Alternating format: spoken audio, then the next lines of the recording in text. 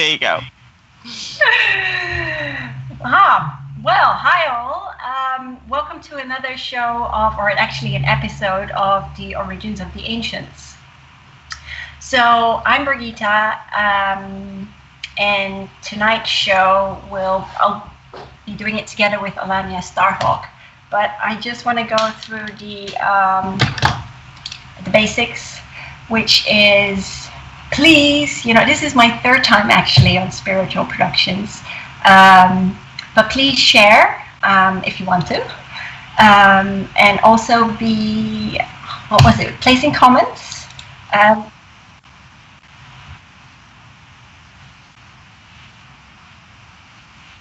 Okay. So, please share.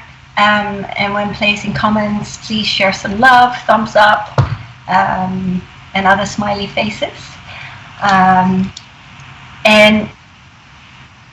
Because it helps Spiritual Productions grow. And also, if you want to become a VIP member, that is $1 a month.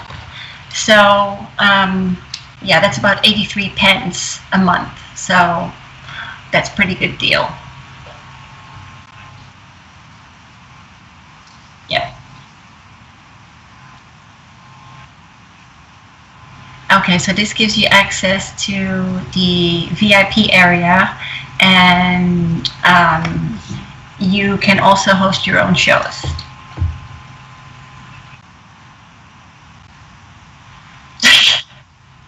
Thank you, Richard.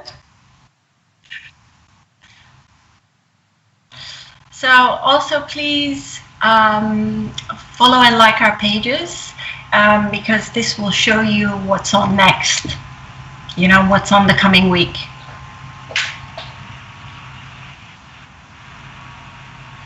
Yeah. So when placing comments, please be aware that this is a public forum and your comments will be seen, so they'll be broadcasted, of course, and may be read by the public. So please note that discretion is advised when placing your comments.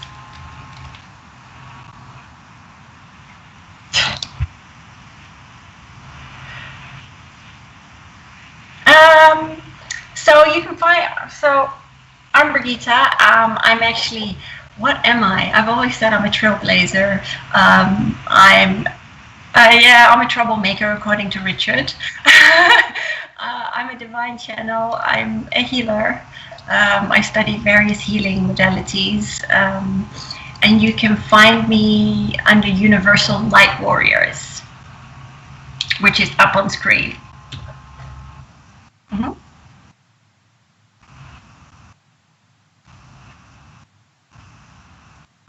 Mm-hmm. Okay, so I'm going to do some hellos before I'm going to introduce Alania to you, my mentor. Hello, Terry Louise. How are you? Thank you for joining us tonight. Hi, Carrie. Oh, I love the lap dog. Hi, Liz. How are you doing? Hi, Diana. How are you? How's your reading coming along? Hi, June. Oh, I love June. She's an amazing crystal grid healer. Hiya, Wendy. Oh, sorry, Claire. How lovely of you to join us tonight, all the way from across the pond, the US. Hiya, Shannon.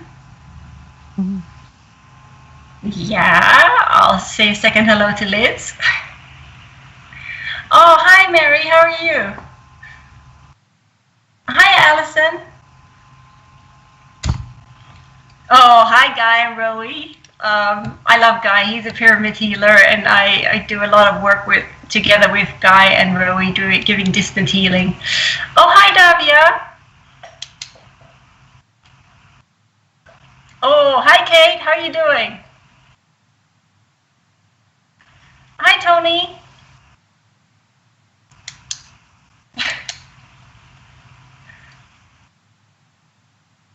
Mm-hmm. It's fabulous.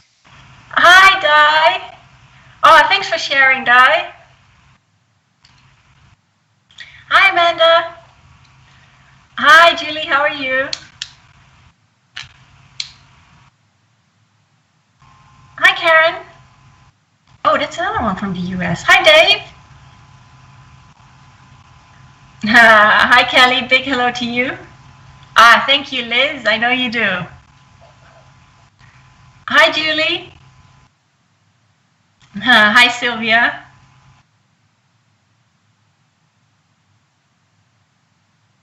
Thanks, Guy.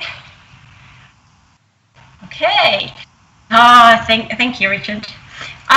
So I'm going to introduce you to Alania in a minute. The one thing that I do before I introduce her, give me 10 seconds.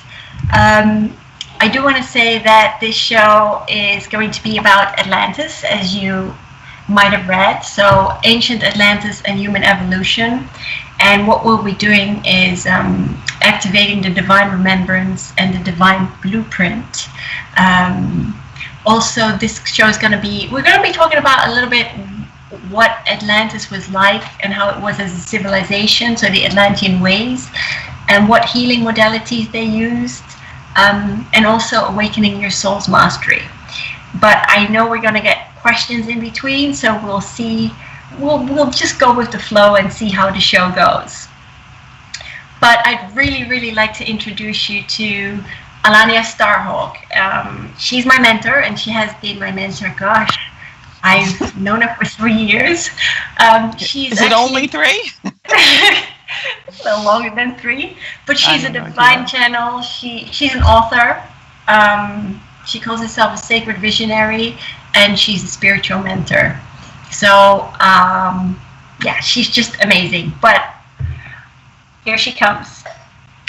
Thank you, beautiful one.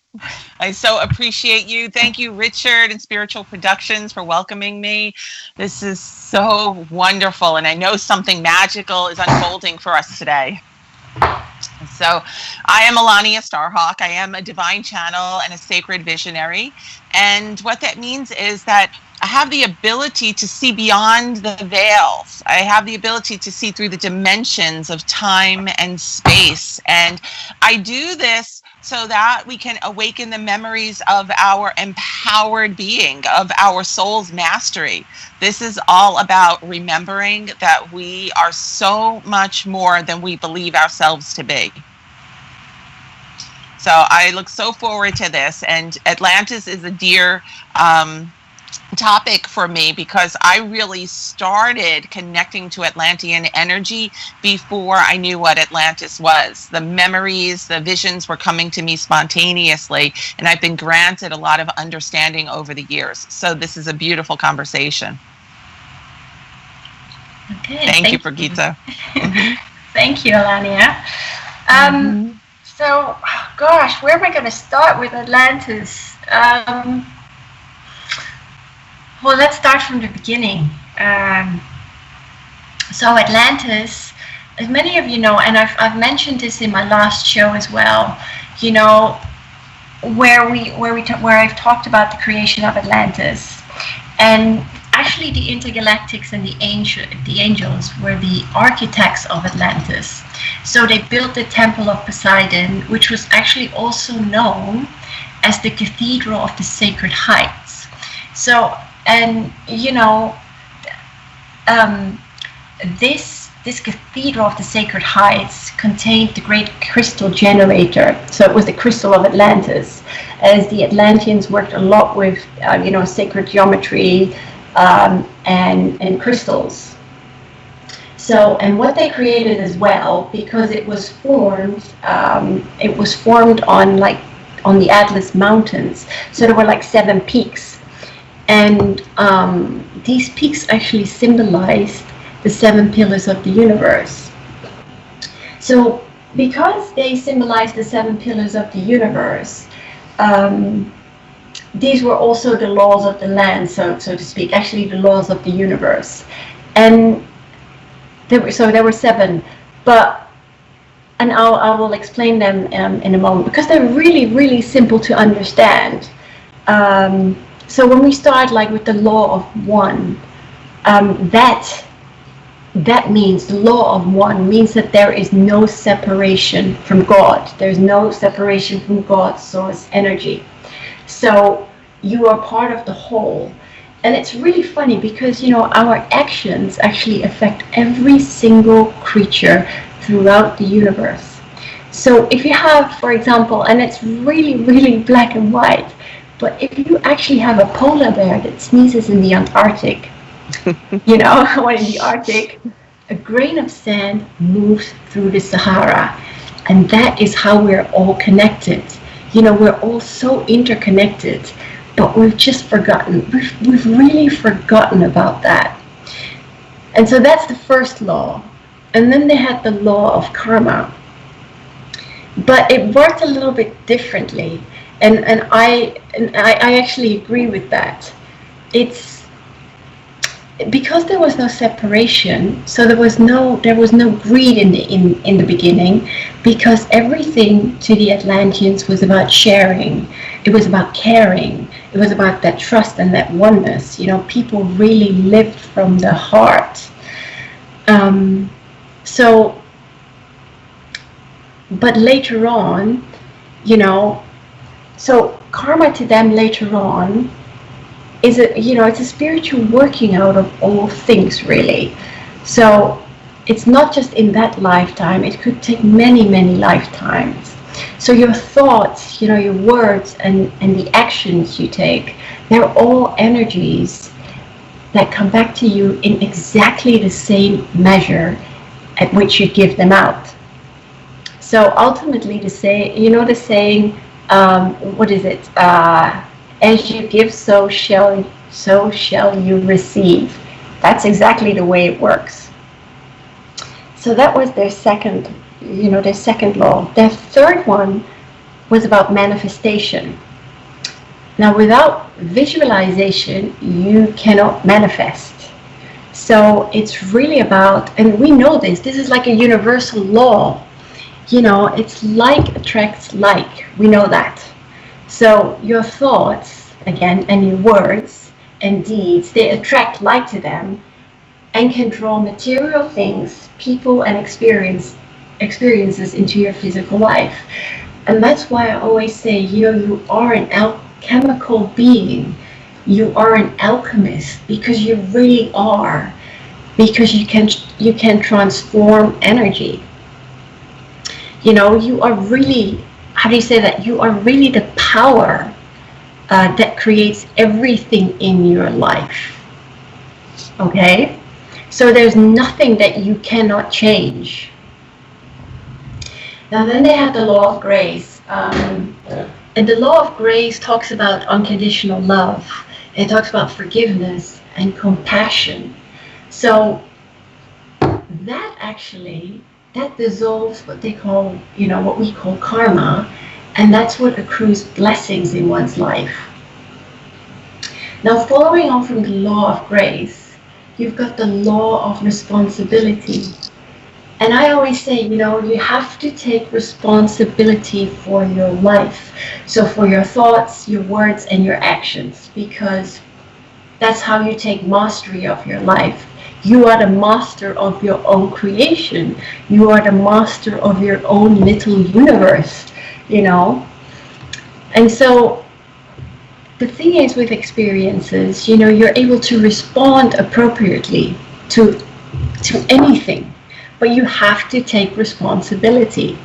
And I know people always say, there are many in this day and age that like to use the blame game, but it's not about that. Once you take responsibility for your actions, that is when the changes start to happen. Okay? Now, of course, they also had the law of unconditional love. And unconditional love, is what we call a state of total acceptance and non-attachments. So basically, there are no emotional strings involved. So the thing is, you have to understand that when you love in this way, you set yourself free, but you also set others free. And nowadays we live in this world, and it's like, it's really a love with conditions, because it's like, well, I'm not going to love you if you're going to do this and that, and I'm not going to love you, and if you do this or that. But how about we just accept one another the way that we are? Life would be so much easier. So I want you to think about that. Because, and I can say mea culpa as well, because, I sometimes still have that mindset from, yeah, but, you should be doing that. And it doesn't work like that. So the law of intention, the law of intention is actually the moment where it's like a light bulb switches on in your head, and you gain that clarity, and you can make decisions for yourself. Now, what happens then is like, wow, this universal energy around you starts to move, and it starts to assist you, and you can actually progress in life. You can actually move forward. And so the thing is, they're saying, like, if your intention is pure, you earn no karma, whatever the outcome. So let me give you a really black and white example. So say if you're expanding your business, right? Or you have a business, and you have the intention of bringing help to disadvantaged people or sick people, but you know what happens? I mean, some employees, they get made redundant, but that does not weigh against you. However, if you're sacking people, because for the sole purpose, of excessive personal gain, then you'll bear karma, because, it's all about you. Then you're talking about the ego. So, but that karma, as I said to you, does not come back in that same lifetime. Sometimes it does, but it could be in another lifetime. It's really when your soul is ready to do so. And because we are eternal, we go on. It could be 10 lifetimes from now. So those were the 7 spiritual laws, the universal laws of Atlantis. I'm just going to stop there. Alania, do you want to add anything to that? I love you. That was a mouthful. Well, it's a lot, and we're awakening these laws, these governing practices right now, because we're talking about human evolution. And this means that we're falling out of the practices that were assumed and learned and expected, and really taking our sovereign power back, right? This is about learning to connect to our heart space and sense that we are connected. We are one with all life force, that we are responsible for our own choices, that we do have the power to create by will. I mean, we're awakening these truths, maybe not with the same labels, but this is what we have been moving into, because humanity, each of us, each generation knows we're tired of the way things used to be. So every generation gets bolder, they get braver in knowing that I am ready to be changed. I'm ready to be the peace. I'm ready to be the light. I'm ready to love someone that doesn't understand how cruel they are being. We're starting to transform all the patterns. And yes, it's beautiful to witness. Thank you. Yeah. So I'm going to open up the floor. Are there any questions or comments? Okay. Can I tell you about my first interaction with Atlantis and the way that they opened up to me? Because remember that so let me tell people about how I opened up to my spirituality, so you understand how I see these truths. Okay, I think that's important. Yeah. And so about 18 years ago, I went through a moment of personal trauma. Okay. And it made me question reality. What is it all about? And in this questioning, spirit started to bring me greater awareness. They started to tell me that the truth I perceive is not everything that is. It's so much grander and more magnificent and supportive than I had believed. So all I did was open up to greater truth. I just asked Spirit to remind me of who I truly am. And spontaneously, I was receiving past life visions. I was seeing realities that were not of this world. And one of them at the very beginning, and remember, I didn't understand the spiritual community at all, but one of them at the very beginning, I was putting my son to sleep. He was very small. And I remember having these, this foliage, this tropical foliage in front of me. And it was abundant. And I knew if I just spread this foliage apart, I could walk through. And so I did. And there was this majestic, ancient, amazing temple before me. Truly amazing. I still have all of the details in my mind. And I knew that this was something not of the earth plane. Instantly I knew that this was ancient Atlantis. And I started to move through the foliage to enter. And Spirit asked me to stop and said, if you choose to enter, you must acknowledge that you wish to remember. You wish to accept that you've walked this path before and you are ready to awaken these energies on the earth plane once again. Now, the memory of that is so clear. Of course, I wasn't able to understand that fully, but my soul knew I was ready. So I didn't open. The doors just opened for me, I should say. But the doors opened wide and they were 40 foot tall. They were beautiful. And I stepped inside and there was only one chamber that was visible to me. And in this one chamber, there was this giant crystal. And it went, again, it was just giant, maybe 40 feet. It was large in my awareness.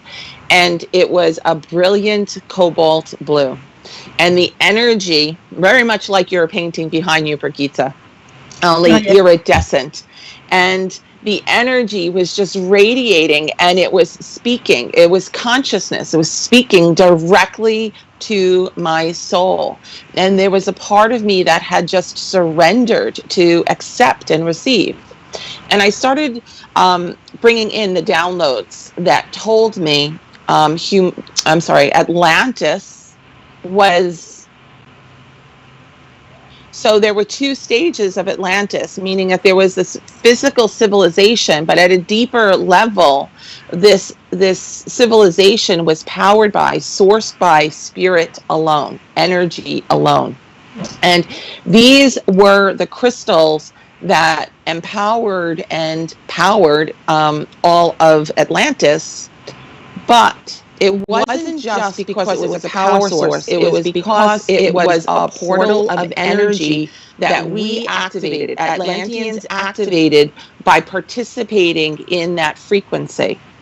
So this particular crystal was awakening ancient wisdom and truth and asking all of us to align with integrity. Now, those on a spiritual path would enter into this chamber that really was dimensional, and you can do this in different ways. But those who are on a journey of remembrance could enter into this chamber and attune to the energies. But Spirit told me that they could spend an entire lifetime in this one chamber, really not embodying it completely if they didn't surrender to all that was really embodied in this. And then there were all of these additional chambers that would carry us forward until we reached the final one, which was absolute oneness with all consciousness throughout existence. So this is, like you said, you started your very first law was about oneness. And that's what we're returning to, because so many of us think that we are just these people, right? These people that have had jobs and have families and we've accomplished things. But the truth is we're the spirit within these bodies and we're coming into that remembrance. Yep. Yes. How does that feel? That's amazing. That was a lot. So true. But you see, you're absolutely right. But before the big divide, you know, before the big divide, it was all about oneness. It was all about, attaining enlightenment. But when they split, it became the law of one and the sons of Belial, and they did the exact opposite. So it was, they said, they didn't want to merge their consciousness with the one. They wanted to bring that consciousness down into their bodies. So, okay, so I have not studied the sons of Belial, and you have told me about them, but the listeners might not understand what you're talking about. So why don't you speak about what the sons of Belial are? Yes. It's very, very funny because, so let me correct. So Atlantis actually existed for 200,000 years. That's nothing compared to, how long have we existed on in the current circumstances after Atlantis. A lot less. So, and most of the time, Atlantis was like an era of light. There was only a small amount that was, the final phase that was in what we would call the dark era. But again, one rich in lessons, because the darker it is, the better. The more how do you say that? The darker it is, the more opportunity you have, to reflect within and come back out into the light. And so, 70% actually, and that's 70, as Metatron, Archangel Metatron says, 70% of the world population, so I'm sure those watching right now, have at some point lived in Atlantis. You just cannot remember it. But you could have lived in both ideologies. So the law of one, the one that were very spiritual and did not believe in separation, or as we would put it, the sons of Belial, who were very technocratic and actually kind of enslaved the Atlanteans in the end by forming governments. And so it went from an autonomy to a very autocratic bureaucracy. And I channeled this actually right before I started. So, but you have to understand, because we live in this period now where there's so much self-reflection going on, and it's really about remembrance, and the veil is really thinning. But the knowledge of Atlantis is actually encoded within your DNA. Yes. So, yes. Yes. And just before I got on, I spoke to Alania, because when I was doing some research, I had many aha moments. But when I was in Atlantis, I drowned, because I could feel that seawater. I was gulping up that seawater. So I thought I'd just share that. Yes?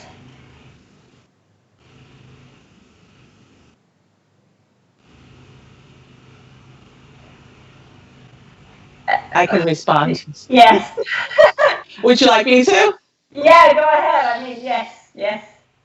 So the question is, does Atlantis still exist? And in my opinion, remember that Atlantis is a state of consciousness where we all contribute to the experience. Okay. Now, number one, I believe that Atlantis still exists on interdimensional planes, and I can connect to it. I feel it all around me right now. And because the vibration of Atlantis doesn't match where we're at exactly on a collective scale right now for humanity, it's only energetic that you can connect to it. But that experience, even though non-physical, is real. The more that we embrace their teachings for ourselves, the more that we start to create a new Atlantis. But in my opinion, the Atlantis that we believe was very, very physical. I do believe that we see remnants of it around the globe, especially down in Bimini and the Caribbean. But I'm like, this you have to use your intuition for. I was recently in Mount Shasta in Northern California, and it was the final morning where I was greeting. It's early, just sun rising, and I was saying thank you to the mountain for being with me. And I suddenly felt my guides and guardians come and grab me and take me on a journey into Mount Shasta. And as I went down into, they just kept on bringing me down and down and down.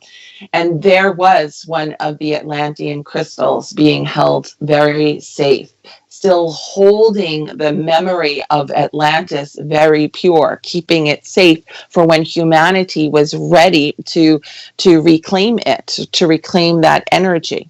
So it wasn't, and I meant to say this within the temple, it wasn't just a crystal outside of myself.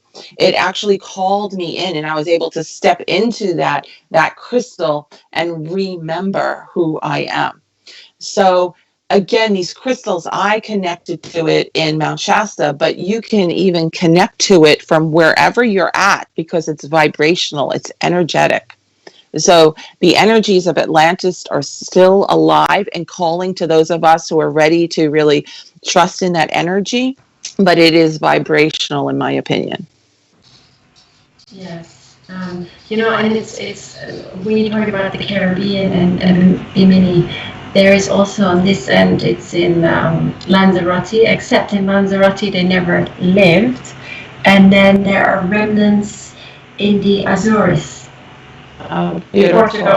Portugal, yeah. And so we have to remember that in the times of Atlantis, in all of the ages, even towards the end, those who were aware, they were able to, what is the word I'm looking for? Travel. It's not just astral travel. They were able to travel in thought. What's the word I'm looking for? Dematerialize and materialize. There's a word. But they were able to travel without the physical means. So to go from Bimini to the Azores was very easy. Remember, they were even able to travel between the stars and this earth plane. So, so you know what I mean? To say that there are remnants of Atlantis around the globe, I certainly believe in that. Yes, I feel it. My mind is not thinking, but yes, around the globe, I know that there are remnants. When we talk about crystals, especially in the golden age of Atlantis, they had the pyramids. So they had the pyramids that were 4-sided and 3-sided. So, but everything was, everything worked. Everything was utilized with crystal energy. So actually the 3-sided pyramids, they were used as, what do you call these things? Antennas to draw and amplify the energies, the energies, and it was fed to like a grid, a grid to power the homes and other buildings and create actually energy fields for various utilities. And that's so amazing. That is just so amazing. And then the 4-sided pyramids, they actually, and I don't have that one because this is a 3-sided, but it's got this little, what do you call it, octahedron inside it.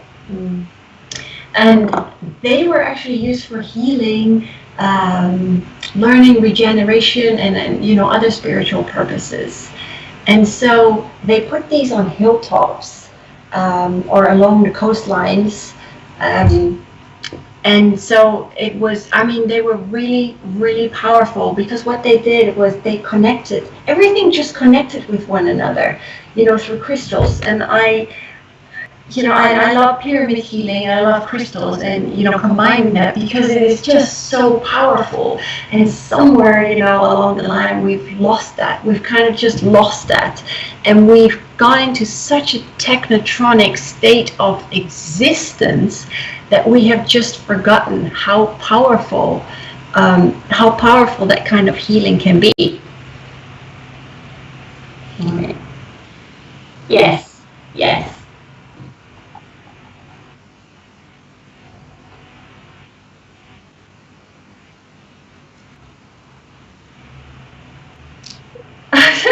That was just so 70%, as Archangel Metatron said, 70% will have lived on Atlantis, but others may not have incarnated into Atlantis, and they may have incarnated into different dimensions or different planets.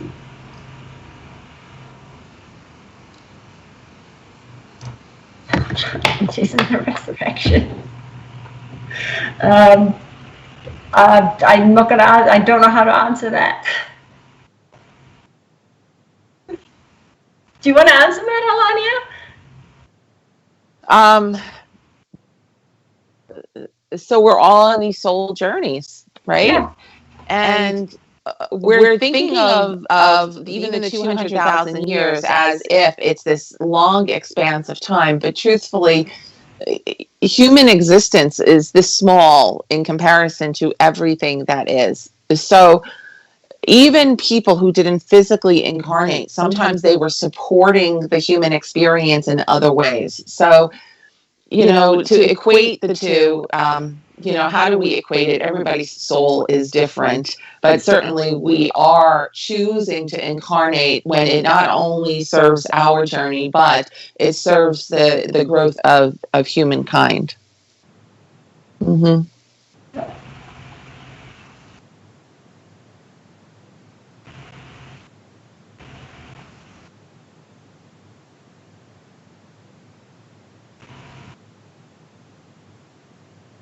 I do. Yes. Yeah, that's How about you, Birgitta? No, I definitely believe that. Yeah. So for those that don't know, it's believed that at the end, in the destruction of Atlantis, the energies, the normal Earth energies, were thrown so off balance that it created the Bermuda Triangle. I certainly believe that. That totally, absolutely resonates with me. It was on such a deep level that it threw the natural harmonics in that region off kilter, and we're still seeing the signs of that today. And of course, so for me, I am very emotional. I remember stories and how they make me feel. If you want to know facts about that, you have to do some research, because I'll just tell you how it feels to me. Mm-hmm. Okay.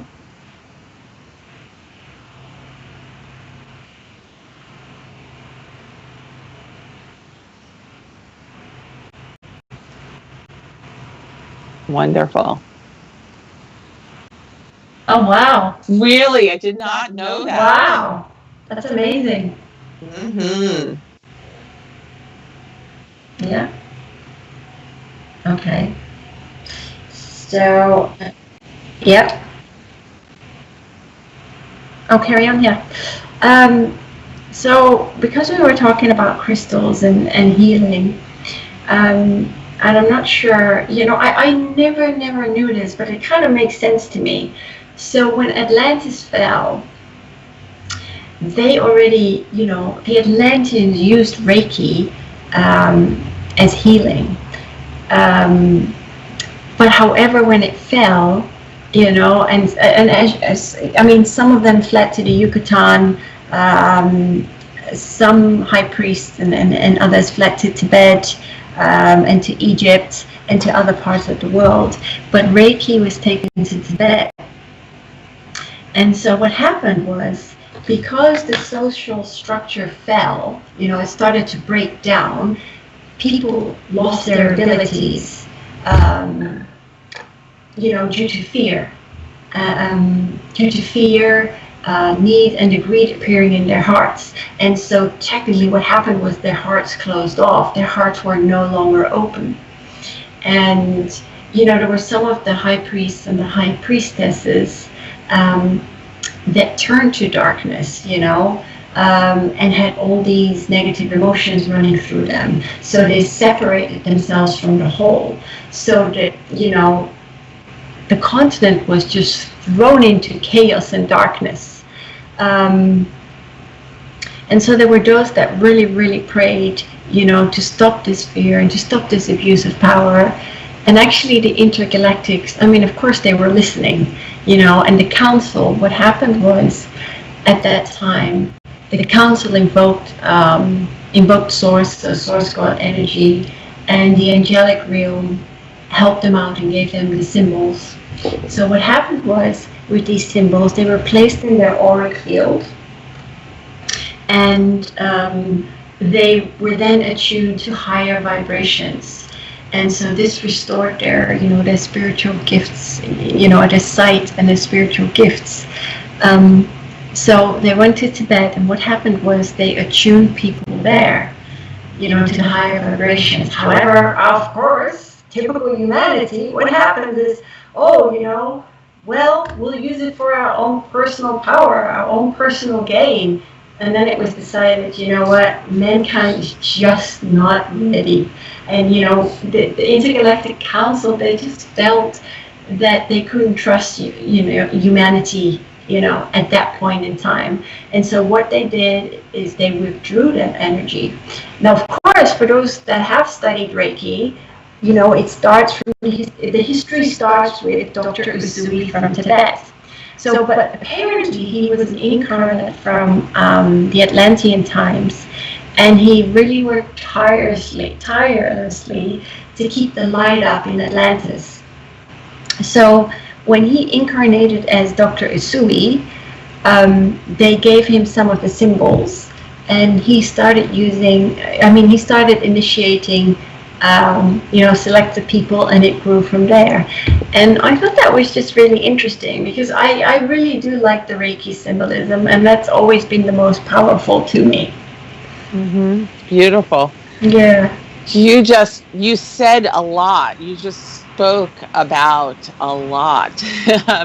So let's rewind to when you said that there was a division that was happening in Atlantis, so that people can understand what's happening to our age right now. Okay? And remember, this is the way Spirit showed it to me, and I actually don't speak about this a lot. But Yep. We all lived in harmony. We all lived together. And at some point, these beings came in from outside of Atlantis and wanted to harness the power that we had achieved, right? We, because I was there too, the power that we had achieved by working in harmony with nature and spirit and life. Yep. So they wanted to harness this. Now, to me, what happens, and this is the important part that I think is touching us now, when these people came in to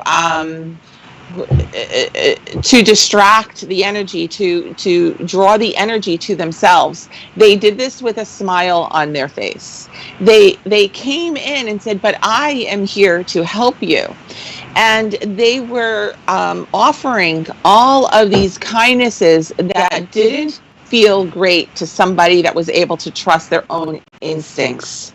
And that's what happened towards the end. People, when they started doubting themselves and what was true, they didn't know whether to trust their own heart or trust the words of these people who were smiling. Because they didn't know what to trust, that's where the division came into play. So towards the end of Atlantis, you had people that were already spiraling into self-doubt and fear. Yeah. You already had people that were really losing their own connection to source.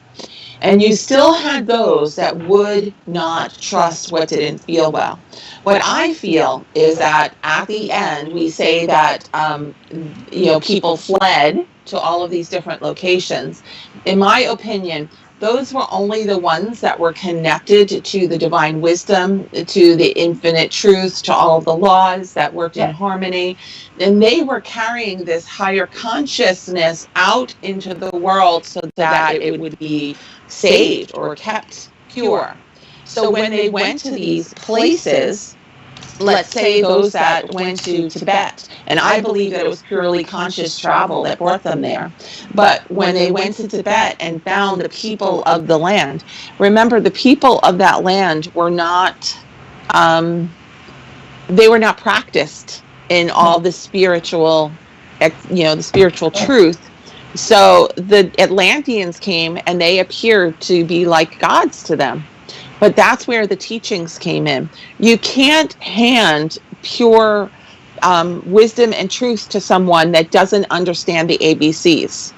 Correct. So what happened is, even though the knowledge of Reiki and life force energy, right, because that's Reiki, even though all of this was held by the Atlanteans, it couldn't be handed to the people yet because they couldn't interpret it. They couldn't even comprehend. And so they needed to start raising the consciousness of humanity. And that's why we've been on this journey for thousands of years to come here. So it's so epic that you and I wake up in this world. And even though life is hard, we still hold the belief that we are special, that there's something profound about who we are. And we are the ones right now from Atlantis who are awakening the old energies. And I want to bring in some clarity too about that division that we were talking about, about some were being manipulated and drawn to the dark, and some were really holding the light. The truth is, I've asked Spirit to see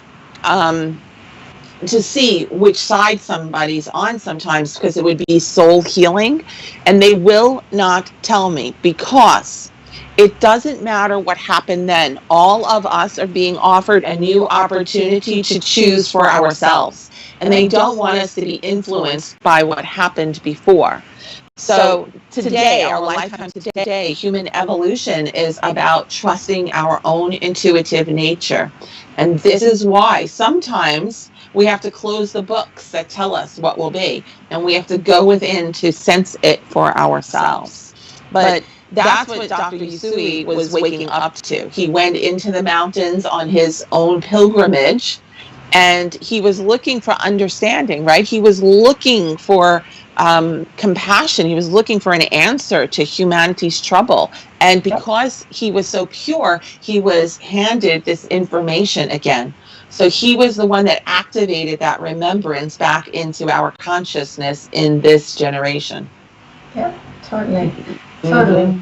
And you know what? If we go back and we compare it, this is just about kids, but the one thing, in Atlantis, what they were taught from very young, and don't take this the wrong way, but they were taught awareness and respect, RESPECT, and this is something, and they were taught, and I can totally resonate with that. They were taught that, they learn to be in touch with everything around them in their environment. It's like to watch the energies of plants, the animals, and people and things. And, I'm somebody, and I remember doing this in Florida, I used to talk to my plants when I did redid my whole landscaping, and I would get the plants and I would, put them in the garden and, plant them. And I would talk to them. And my ex would always say, "Why are you talking to plants? You're crazy." But everything is energy, and everything is energy. So it's like at that time they could sense the needs and feelings all around them, because everything was regarded as an extension of self, and that's still the same. We are an extension of self. So they knew that at a cellular level they could not hurt anything without hurting themselves. So, and at that time, as I said before, it was really safe to keep your heart open. because there were no secrets. There was no shame, there was no guilt, there was no fear, there was no anger, because everything was about openness. It was about trust, it was about love, it was about joy, it was about happiness, and they created safe and welcome communities. And this day and age, oh my gosh, you can't even let your kids play outside. So what I'm trying to say is, it started really young, so children and adults were actually in harmony with themselves. There were no distractions as we have in today's world. And that's where I say, it's become, as spirits say, as the Pleiades, blah, blah, can't even say the word, the Pleiades say, your democracy is but a technocratic implementation to control the masses. Henceforth, it's called an autocratic bureaucracy. That's how they put it. Perfect. You mentioned the children. Yes. And because I said I've had so many visions, they didn't even have family dynamics like we do. Even our understanding of a mother and a father and two children is separating us from the thousands and millions of people around us. There was very much a community where everyone was a brother and a sister and an elder and a mentor and a teacher. Yeah. And there was a community that we are all in this as one. And certainly towards the end, that did start breaking up. But for thousands upon thousands of years, they held that vibration pure for quite a long time. Yeah, they did. Mm-hmm. Mm-hmm. Yeah. Any questions? Okay. So, going in from children. Yes?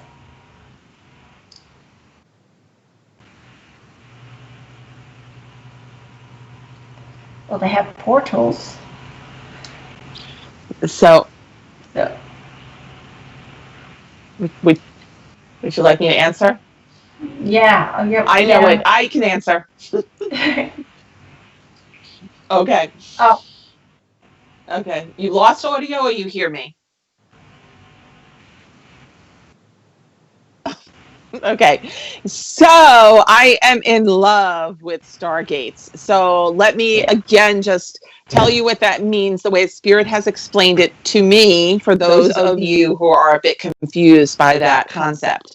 So, well, let's start. A portal is just a field of energy that's really bringing in some form of energy, right? So we can have a portal that brings rain down to the earth. Okay, so a portal is just an opening that allows energy to flow. A stargate is an opening, a portal that's really bringing in consciousness, light codes, information, remembrance from the star energies down to this earth plane. So the stargates, in my opinion, have been activating and opening up in greater degrees every year. And they really are, everyone who's ready for higher information, higher truth, you're seeing them in a lot of the orbs and the rainbows. Last year, I was in Sedona, Arizona, and we had just gone through a huge activation on Cathedral Rock. And within an hour of the activation, and I'm not saying I'm solely responsible for this, but timing was fabulous. After the activation, I saw dog stars in the sky around the sun, and it drew my attention. But as we looked up, above my head was an upside down rainbow, and then there were all of these series of stargates. Spirit was showing me that these were stargates opening and activating for all humanity. And for me, since that point, I've been seeing the inverted rainbows really showing me that higher wisdom is flowing through. So definitely stargates, Atlantis was definitely a stargate because they were in constant contact and communication with the higher planes. Absolutely. That's correct, yeah. Mm-hmm. But then you also have the dimensions. So, yes. And you know what? I think it was, who asked the question earlier about Jesus? And the resurrection. And I will just enter in here and say that the Essenes at the time of Jesus, because the Atlanteans taught all of our mystery schools around the globe, and the Essenes were definitely a mystery school, okay? Those were ones that were bringing in the teachings and the remembrance of Atlantis, Lemuria, and the stars.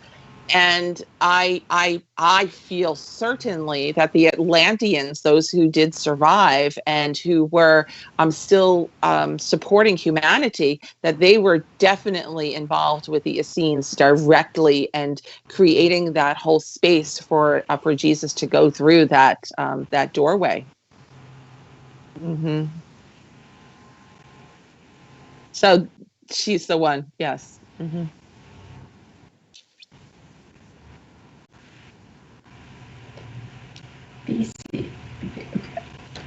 So definitely we're talking about time that's not even on our calendar. We cannot even conceive. There's a lot of speculation about Atlantis being 20,000 years ago, 30,000 years ago, 50,000. And the truth is, Spirit just tells me stop trying to fit it into a calendar, because it's conscious. And right, this is all, it was at a state of at a state of awareness where we really were connected to source. And time is morphable, okay? We can really, collapse time or expand it. So just trust that Atlantis was far before Jesus was actually here. Yes. Mm-hmm. In my opinion. I can't remember. Did you just touch on dogs? I didn't, but you must be inspired. I don't know. Oh, I said the dog star.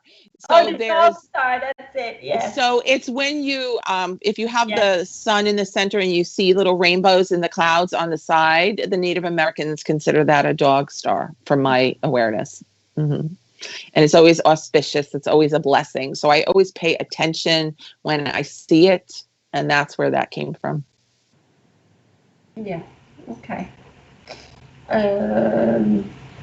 So, all right, so I just want to touch up on one more thing before you can go in and channel. But the one thing that when I was talking about gardening and all that stuff and about plants, there's one thing that I have had such an appreciation for lately, because, and in Florida, I just wanted to cut them down, trees. I love trees, and I love looking at trees, because when I stand under a tree now, it's like I'm just in awe, and I love the energy. So, but I didn't know, like, trees, I mean, they can stand there for what, 500 years, 1,000 years, I don't know how long they live, but they record everything around them, And so they are great keepers of knowledge, and that makes perfect sense. So they are keepers of knowledge of the ecological system. But they are so, yes? Are you serious? Wow. But but they're just so loving. You stand under these trees and it's just like a calm, And I didn't know this, but if you actually want to cut a tree, so this is the future, if you want to cut a tree or cut a limb, then make sure you talk to the tree and you're going to tell the tree exactly what you're going to do. Because what a plant or a tree will do is they will withdraw the energy from that part of the limb. So the thing is, the Atlanteans spoke to the elementals and they worked in harmony with the earth. So it's even where they build buildings, they ask the earth, is this okay? Because that's how they work. They worked as one. But the thing that really got me is that, first there were the Atlanteans and then the animals came. But the animals have souls and they're all from different planets. So if we talk about cows, if we talk about the deer and the horses, they're from a planet called Lakuma. So that's one of the Syrian stars.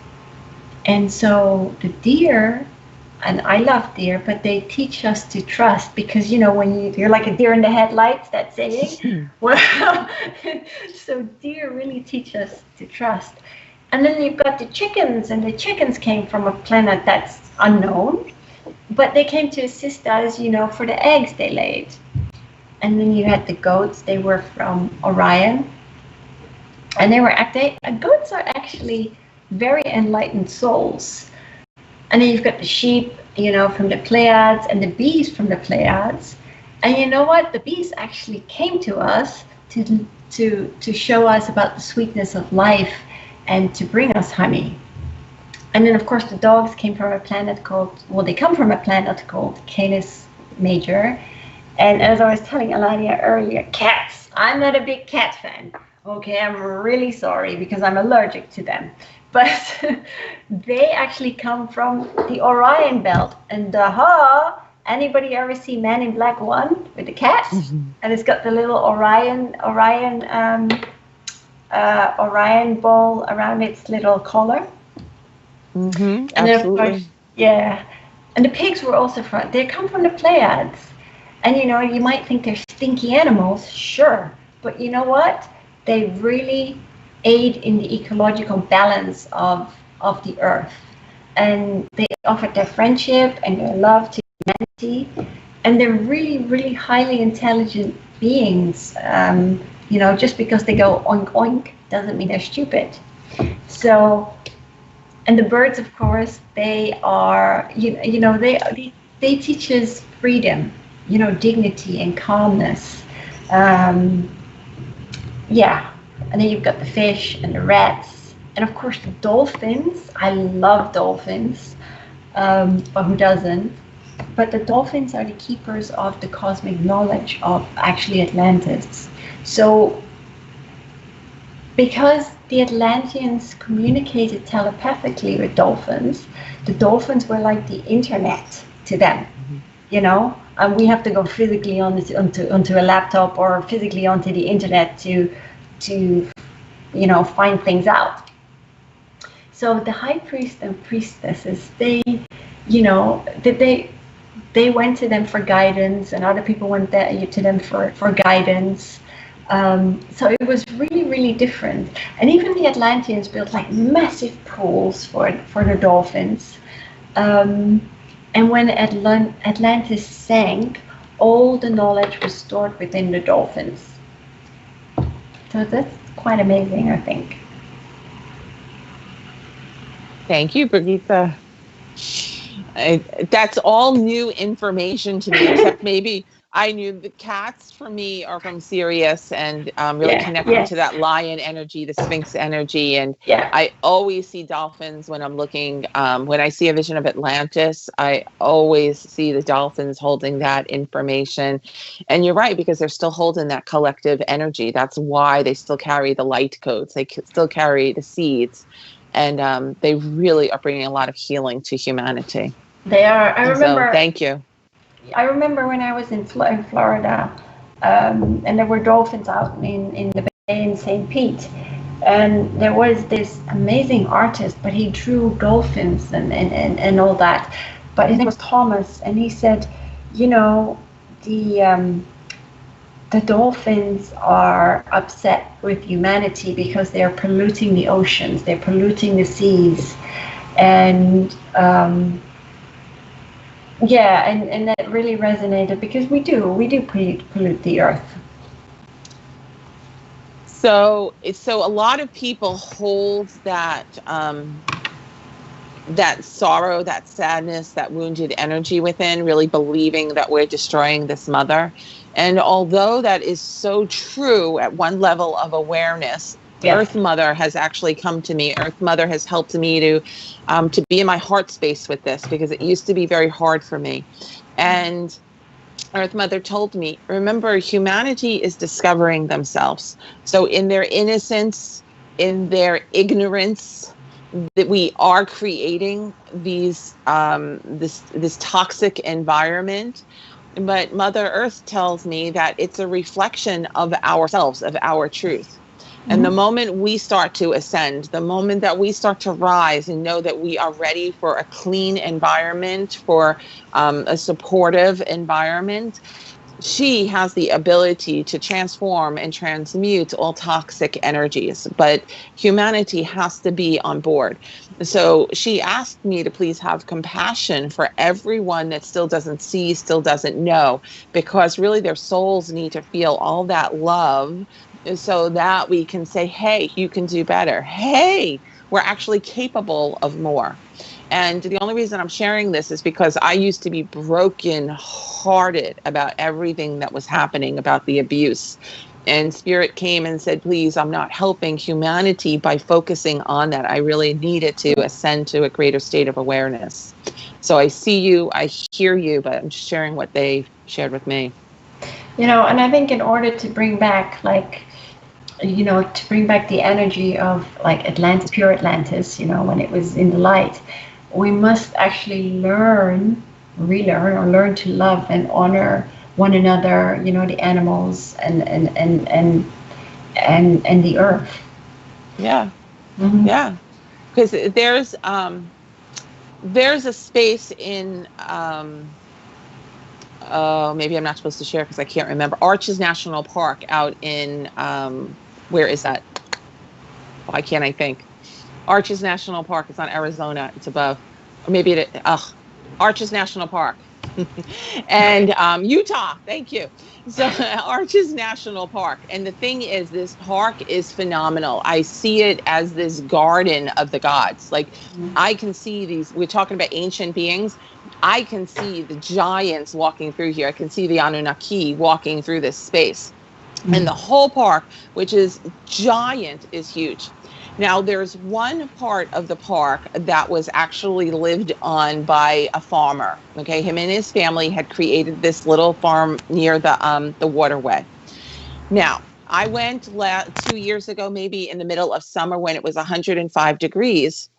And being up in the red rocks and all of the higher frequency, I was still comfortable. I was never uncomfortable. And the 2 times I've been to Arches, when I go down to that place where the farm is, the whole thing is devoid of color. The heat is excruciating. Remember, not up top, just right down there, excruciating. And for some reason, it's the only part of the park that I find litter in completely. Why? It's the same people down there as there are up there. The sun is actually further away from that lower point. In my opinion, it's because humanity seeded the earth with its own fears, its own insecurities, its own judgments, and we are actually shaping the earth to be a reflection of ourselves. Correct. So when you're in that higher state, you've seen this, your garden will flourish when you're really in your heart. Yes. If you're not connected, if you're just not caring, none of the flowers will thrive. We have to start taking responsibility for this world that we are co-creating. Mm-hmm. Yeah. Powerful. Mm-hmm. Any questions? Okay. So, okay.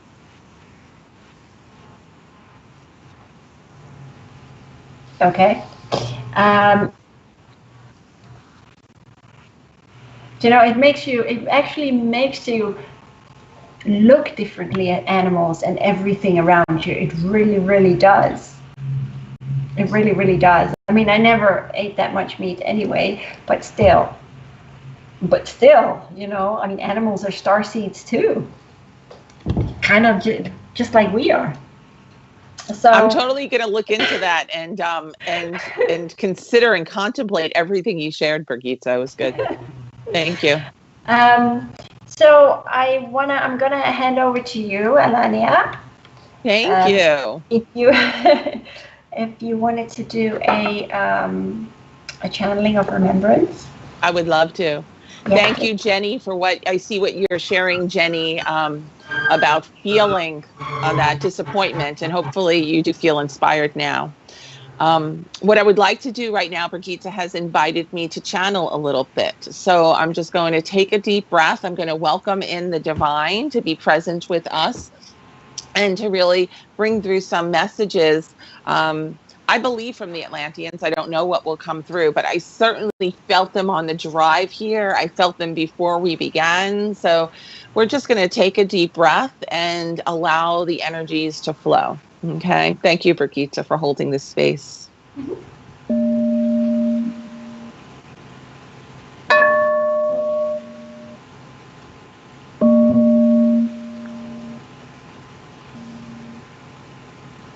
From the depths of creation, from the heights of truth and love, we welcome the divine into this sacred space. We ask to awaken all the hearts that are present here and now, weaving all of our energies together into one sacred consciousness, one beautiful light of love. We welcome in the support and the information that brings us to a personal state of remembrance, igniting the memories within of being so much more than we imagine. Please awaken the memories of Atlantis, and specifically the reminders of how we can bring those teachings into this current state of awareness. How can we introduce them into our lives here today? And Spirit asks us, and I see this beautiful collective. I'm seeing that brilliant blue energy come in that I often feel connected to Atlantis. And I'm seeing these stairs before each of us, and Spirit asks each of us to make a choice. Are we ready to ascend beyond the perceptions of lack, of challenge, of insecurity, to rise into awareness, into remembrance, into sacred being?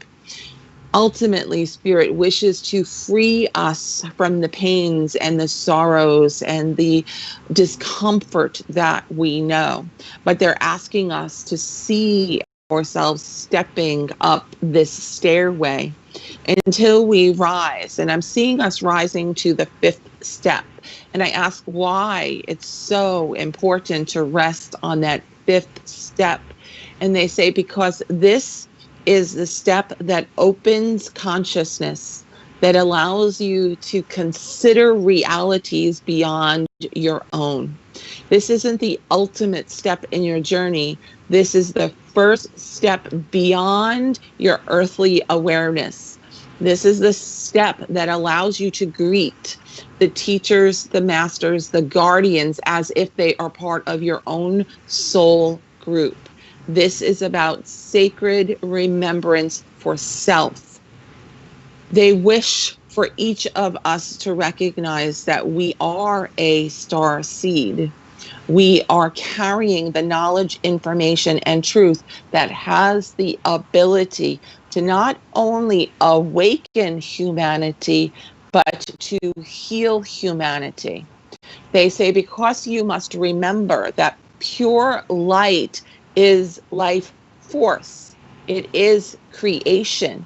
It has the ability to affect change in everything it touches. So by saying, I choose to bear these light codes, to carry them forward and be the keeper, we allow these frequencies, these energies, these vibrations of truth to touch all of the spaces that would be blessed, all of the people, all of the relationships, all the experiences that would be blessed. And remember, dear ones, each and every one of you, when we ask you to ascend, we're not asking you to arrive at any perfect state of awareness. We're asking you to feel free in your experience. Freedom is the ultimate state of divine consciousness. Trusting yourself to know what is right for you. This is what humanity needs to step into, because sometimes we feel that this life is overwhelming, but we are too focused on what appears outwardly. In Atlantis, it was all about personal responsibility. And it was not a scary thought because we knew that we were supported. This world that we are a part of still bears this sense of judgment and pain, of shame. And in order to heal this energy of discord, this is where the feminine energy, the mother energy, the compassionate energy is rising. We're not saying that it is only men who are women that are bringing the energy through. We're saying it is the feminine energy rising. And Atlantis is very much a feminine energy. It is about water. It is about flow. It is about trusting self, working in harmony, healing the heart. It is a feminine energy that is rising. And we have had so many mothers throughout the ages who have been keeping this energy pure and alive. And then I see Isis, one of the great mothers, and Mother Mary, and I see Mother Teresa. I see all of these beautiful beings. And I do not want to limit it to only the ones that we've told stories about, because many of you are now the mothers who are holding this frequency alive and present for humanity to heal with. Spirit says to me, and I see this gathering, it's a brotherhood and sisterhood. And there's this gathering around each of us now. And I see it's actually 13, not 12, which is unusual. I see a gathering of 13 around me and around each of us, again, dressed in that deep blue, or at least it's radiating that deep blue. And we are each in the center. From our core, I am noticing this light beginning to rise, beginning to just grow and move forward. And Spirit says, this is your spirit. This spirit that is beginning to rise. This is the part of you that remembers being one of us. And now I understand. My body is filled with energy. The 13 is because we, in our soul self, we as our highest self, is part of this collective actually enveloping us right now. Spirit says, remember, your consciousness is here, but your consciousness is also here. You are this grouping. You are the eternal. You are the wise one, just as much as you perceive yourself to be here. And Spirit says, let this energy just come through. And I'm feeling tears flowing now, not through myself, but through our circle. I'm feeling a lot of tears. And Spirit says, these are ancient tears, dear one. You have not only cried for yourself, you have cried for humanity. But today, look into our eyes. We remind you that humanity is blessed. Humanity has the knowledge, wisdom, and truth they need to come back to center, come back to power, come back to oneness. And you must begin to see the mastery in souls who are ready to stand in this light. This includes you and every other soul across the globe that remembers in some way. See a transformation, see a revolution happening in human consciousness because you are this close. You, all of you, have been calling this mass awakening into play. And we, now I see not just the Atlanteans, I see all the star beings gathering in, right? I'm seeing all these infinite beings. A lot of ancient Egypt is here with us also. All of these masters of time and space have prepared to support us in this moment of transformation. Trust, dear ones, that as these divine energies awaken, that you will be the pathway for them to actually seed themselves into this earth experience. and I see all of these great ones. And remember, these are the most majestic beings in creation. And Birgitta, I see them bowing before us. They're kneeling down to honor the role that we play at this pivotal moment. And they say, if you can do one thing for yourself, do not lose faith in who you are. Do not lose faith in the sacred voice within, in the power that you hold, in everything that allows you to feel safe and supported in this and all moments. And now they rise and they come in and they start to embrace each of us individually. And it's as if the rose is enclosing on itself, one petal at a time. So we are the center, and I'm seeing one sacred being of light wrap around another sacred being of light until I see the rose formation. This is sacred geometry in the spiral, but as it comes to fullness, it all transforms to light. And I cannot see ourselves as either this or that. I see only the light that we eternally are. And this activation is complete. It is done. Thank you, dear Spirit, for all that is shared. Is there any information that we need to understand about how this will affect us moving forward on the earth plane? And Spirit says, dear ones, we ask you to breathe, to remember how powerful the breath is. Because we activate, we turn the light on, but you must allow this energy to move through. And the breath is what will allow the movement to take place. Remember, all the energy is now present, but you must now allow the integration to take place. And both breath will help you and water will help you, sacred water, and body movement will help you.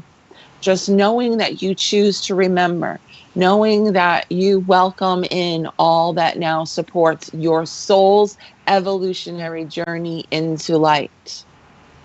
I thank each of the beautiful guardians who has been with us here today. Waves of love and gratitude flow. Thank you, dear Spirit, for all that is shared.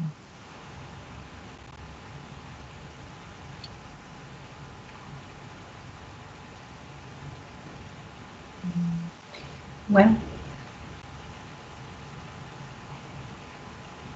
and it's about not getting too serious about everything that just happened, because they don't want people to get into their heads. They want you to just wake up tomorrow and start your day. But trust that the day may be easier, that you may see the world brighter, that you may be able to trust in love more fully, because this is what has just been awakened. We talked about activating the divine blueprint today, and that's exactly what they just did. They activated the points of light, the seeds of light that we've been holding on to that have been dormant. They activated them so that we can start to tune into these divine frequencies with greater ease and grace. Thank you to every soul. I mean, to Birgitta, to Richard, for everything you are doing to bring this together. But Spirit is making sure that they are looking into each of your eyes. Everyone who is watching or following us in replay, they want to know that you are sacred, you are precious. And if you are ready for support, if you are ready for change, they are working directly and intimately with you. Thank you, Birgitta. thank you, Alania. That was beautiful. I'm sitting here a bit on a high. My whole head is buzzing. Yeah. It feels expanded, but I'm used to this. So I can still allow myself to float and be present. Yeah. But I'm happy for everyone who is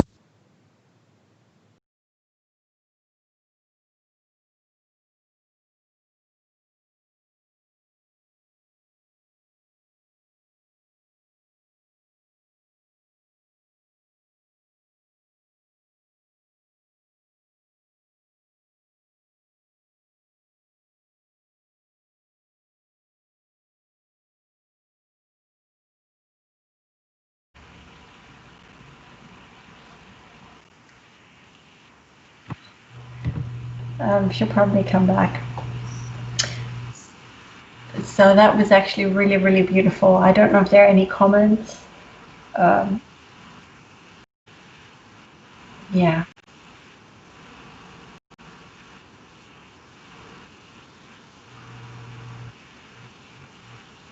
Yeah. Yeah. Yeah.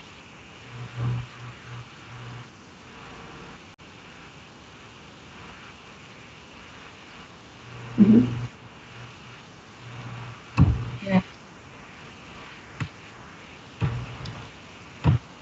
Yeah. Can I just, Richard, can I just give them one small exercise to take home with them?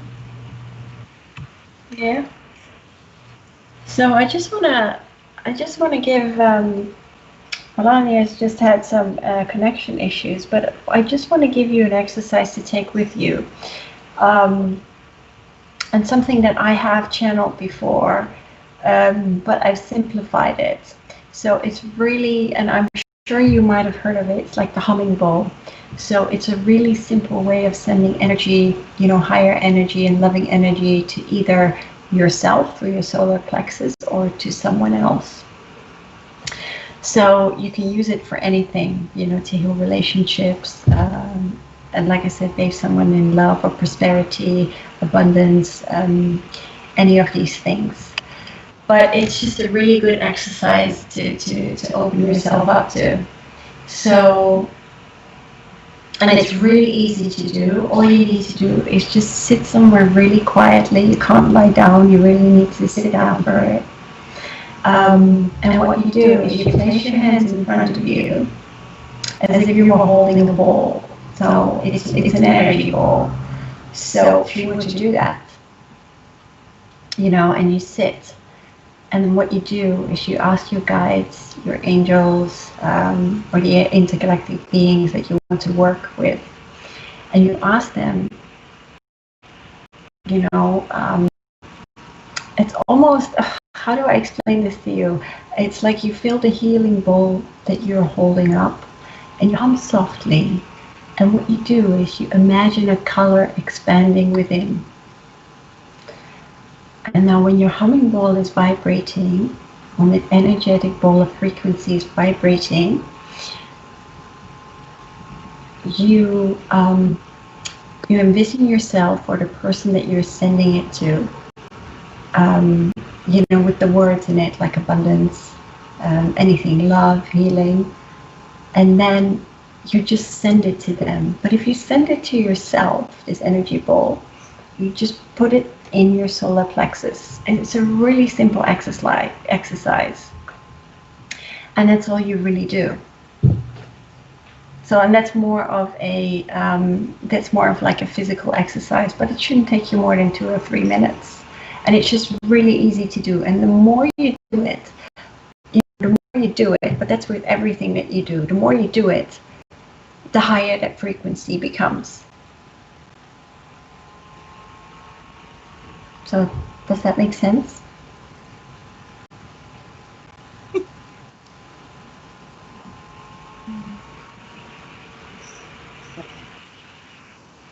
No, to them.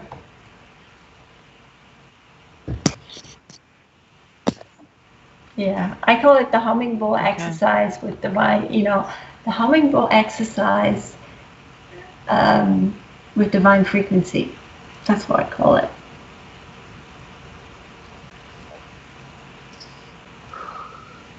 Are you able to hear me, Birgitta? Yes, I can hear you. Oh, good. I did pop back on. I so apologize.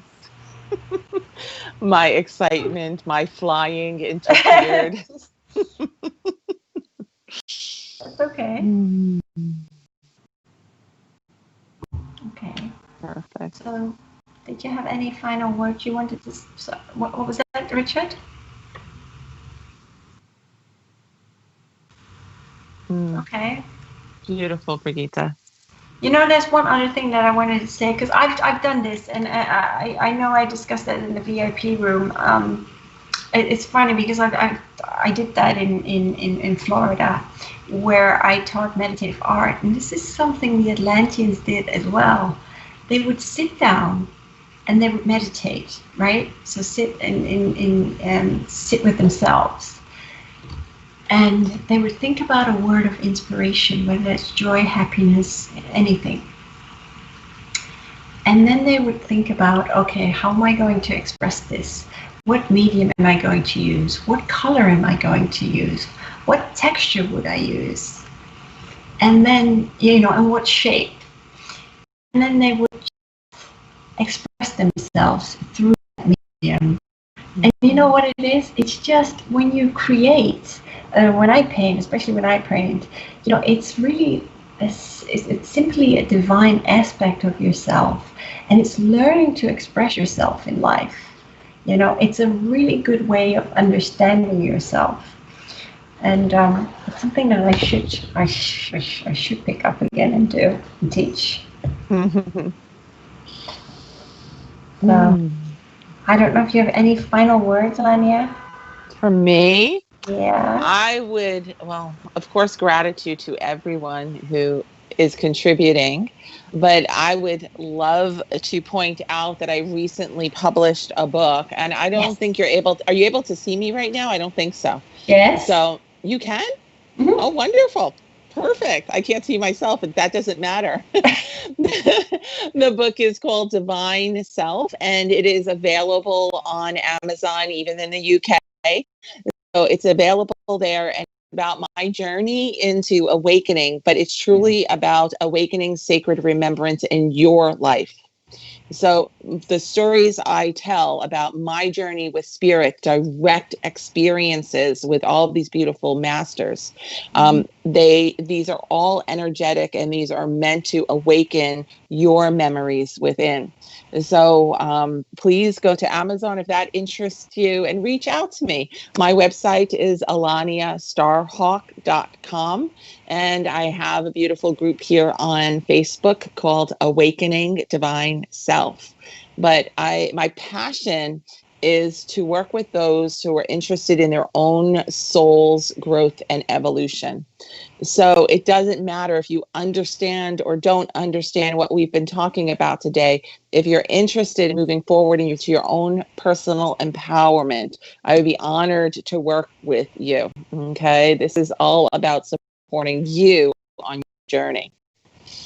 Yeah, and I do want to say that I mean, when I started with you over 3 years, I think it was in 2016. I think it was October 2016, because I'd been through something really, really traumatic, and I just could not. I literally was with my back against the wall, and I said to Spirit, I said, please, I want to get out of this repetitive programming, and I don't know. I met you at this fair. Yes, it was divine. Yeah, and that's when I started. You really learn so much about yourself, and it's really about unprogramming yourself and reprogramming yourself to, your authentic you. Yes. To absolutely. Who you are.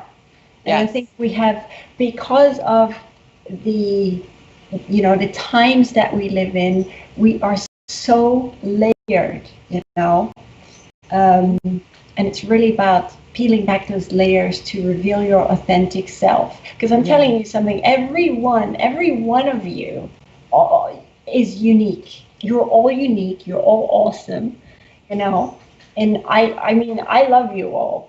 And I do, but I love seeing people evolve, and I love seeing that. I really, really do. It's beautiful. Can I tell you, Birgitta, about that first moment that we met? Because you're reminding me of it now. I didn't think about it.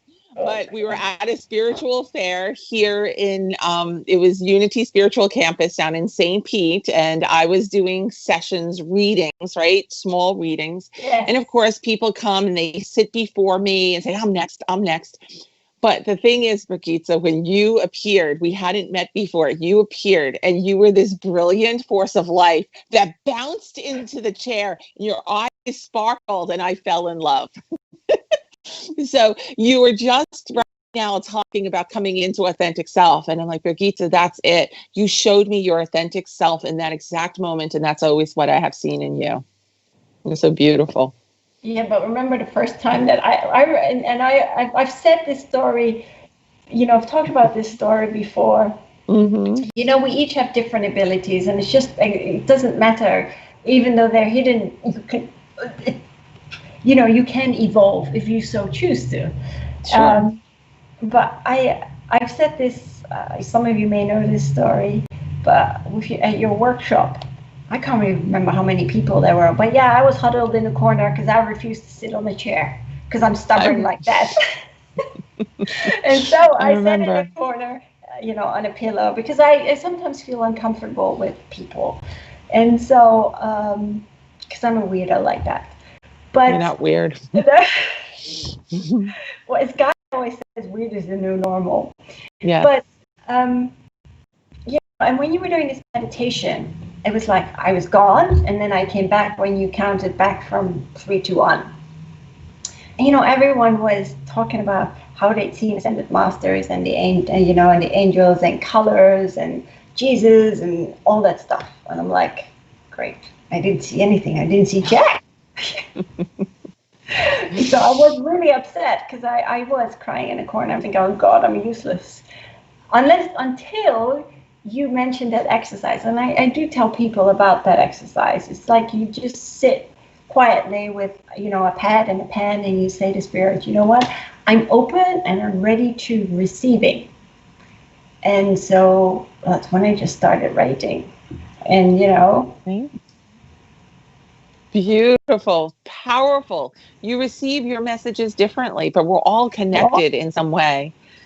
And sometimes a group is intimidating, seriously, because it's not necessarily the group, but I'm telling you to meditate. So if you are logical, right? If you are someone that needs logic, basically you're attached to, oh, she's telling me I have to meditate. So if I don't meditate, I am horrible. There's nothing good about me. Right away, you already disconnected. And why do I understand this, Birgitta? Because it used to be me. I don't like being told what to do. So it's all about learning just how to sink into this. And remember, my community is used to my channeling, but I'm even curious as to how people in your community were able to shift brains, quick enough to really go to a deep otherworldly experience this evening. So, I trust that everyone's experiencing it in their own way, but you are phenomenal. And you've channeled through some incredible stuff in your own way. Yeah, but you learn so much about yourself when you channel. Yes. Yes, when you're really open to receive, because you see things you would have never seen. Absolutely. It's an accelerated growth. So. And I will say this to you people, if you really want to learn about yourself and you really want to channel, then Lania is your go-to person. Thank you, beautiful soul. I appreciate you completely. Completely. Yeah. So I'm gonna say thank you to everyone for joining us tonight. And I'm gonna tell you what's on, if Richard's gonna tell me.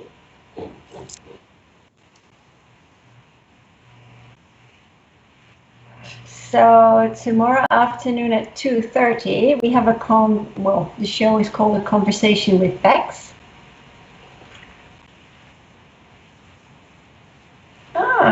So if you've got any spiritual questions, then Bex will answer them for you.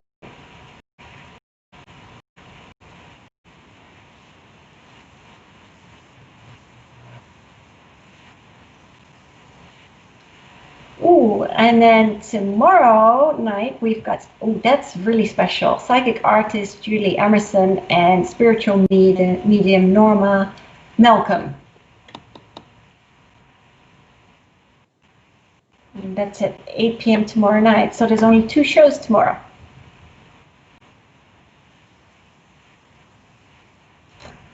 And Sunday morning, of course, we have our divine service with Wimbledon Spiritualist Church. Yeah.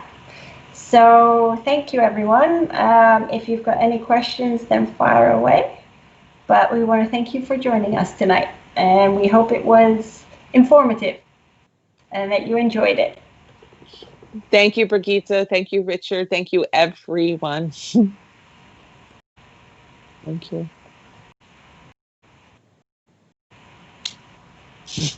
Bye, guys. Bye.